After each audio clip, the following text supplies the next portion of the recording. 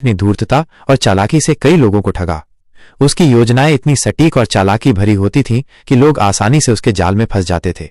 तो चलिए जानते हैं कैसे इस ठग ने एक धनी व्यापारी, एक बड़े व्यवसायी और एक भोले राहगीर को अपनी जालसाजी का शिकार बनाया।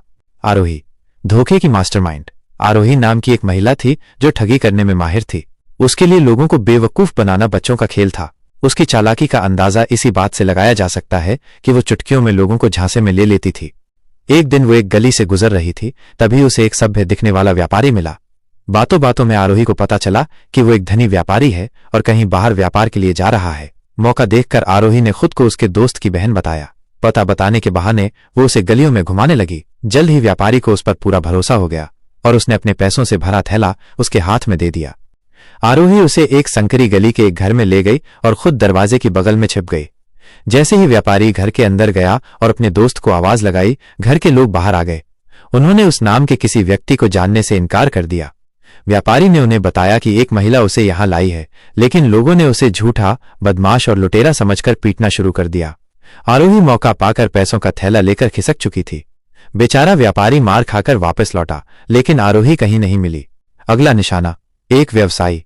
अपनी अगली योजना के लिए आरोही ने अच्छे कपड़े पहने और एक बग्घी में बैठकर बाजार निकल गई।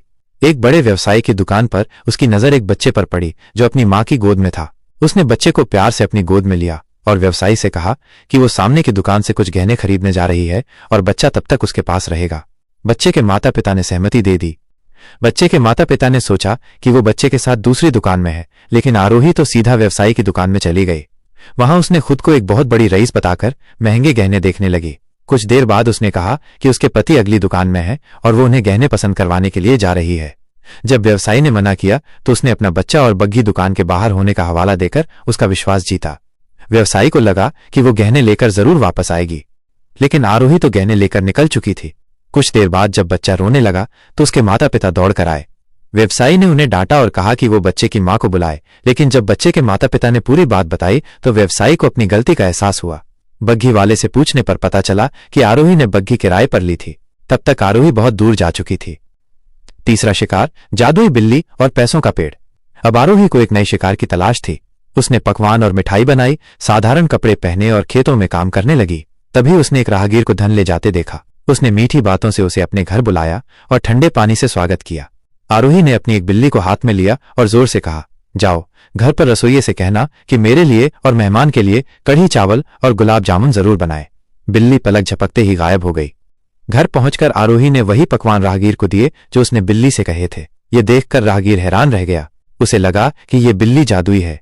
राहगीर ने वो बिल्ली खरीदने की इच्छा जताई। आरोही ने पहले तो मना किया, लेकिन जब राहगीर ने 600 अशर्फी देने की बात कही तो वो मान गई। राहगीर ने सोचा कि ये बिल्ली जिंदगी भर नौकर का काम करेगी, इसलिए उसने खुशी खुशी पैसे दिए और बिल्ली लेकर चला गया। अपने गांव पहुंचकर उसने बिल्ली को छोड़ते हुए जोर से कहा, जाओ घर जाकर कहना कि मक्के की रोटी और सरसों का साग बना लें। लेकिन घर पहुंचने पर न बिल्ली मिली और न ही खाना बना था। क्रोधित होकर वो वापस आरोही के पास आया। आरोही ने उसे बताया कि उसने बिल्ली को घर का पता नहीं बताया था, इसलिए वो वापस आ गई। इस बार राहगीर अपने एक दोस्त के साथ आया। उन दोनों ने देखा कि आरोही के आंगन में एक पेड़ लगा है जिसमें पैसे लगे हुए हैं। आरोही ने पेड़ से कुछ पैसे तोड़े और अंदर चली गई। दोनों दोस्तों को लालच आ गया। उन्होंने आरोही से वो पेड़ खरीदना चाहा। आरोही ने मना किया, लेकिन उन्होंने हार नहीं मानी और अपना सारा धन देकर वो पेड़ खरीद लिया। शर्त के मुताबिक आरोही ने पेड़ से सारे पैसे तोड़ लिए, लेकिन घर पहुंचते पहुंचते पेड़ मुरझा गया और उसमें एक भी पैसा नहीं उगा। आखिरी शिकार, जादुई छड़ी। अब आरोही एक सराय में ठहरी। उसने 17-18 साल के एक लड़के को रुपयों का लालच देकर अपनी योजना में शामिल किया। बाजार से 2 सुंदर डंडे खरीदे और रात को एक डंडे से उस लड़के को जोर जोर से मारने लगी। शोर सुनकर लोग इकट्ठा हो गए। आरोही ने चिल्लाते हुए कहा, ये मेरी बात नहीं मानता, बोल अब मानेगा।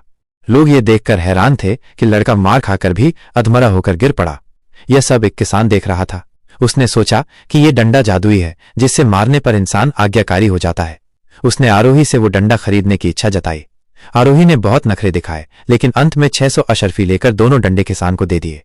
अगले दिन किसान ने अपनी पत्नी पर वही डंडा आजमाया। पत्नी इतनी बुरी तरह घायल हो गई कि उसे अस्पताल में भर्ती कराना पड़ा। किसान को एहसास हुआ कि वो ठगा गया है, लेकिन जब तक वो आरोही को ढूंढने निकला वो गायब हो चुकी थी। इसलिए कहा जाता है कि कभी भी किसी अनजान व्यक्ति की बातों में नहीं आना चाहिए, क्योंकि कौन जाने वो तुम्हें ठग ही रहा हो। ठगी करने वाला भी इंसान ही होता है और ठगा जाने वाला भी। हमें हमेशा सावधान रहना चाहिए।